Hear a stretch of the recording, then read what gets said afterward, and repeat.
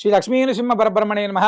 భారతదేశంలో అత్యంత విశేషంగా అనితర సాధ్యంగా భద్రాద్రి దివ్యక్షేత్రంలో కల్పవృక్ష నారసింహస్వామి వారి దివ్య సన్నిధిలో ఫిబ్రవరి 14 నుంచి 18 దాకా అత్యంత విశేషమైనటువంటి 9 లక్షల గోమయ పిడకలతోటి 9 లక్షల నృసింహ మహామంత్రంతో యాగం జరుగుతుంది.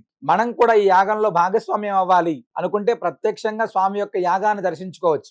లేదు మేము ప్రత్యక్షంగా రాలేకపోతున్నాం అండి అంటే కనీసం మన గోత్రనామాలతో అయినా అక్కడ స్వామివారి సన్నిధిలో జరిగేటువంటి హోమంలో గోమయ పిడకలని మన గోత్రనామాలతో సమర్పించేటువంటి అత్యద్భుతమైనటువంటి అవకాశం, నెయ్యిని అదేవిధంగా గోమయ పిడకలని మనం సమర్పించుకునేటువంటి అత్యద్భుతమైనటువంటి అవకాశం.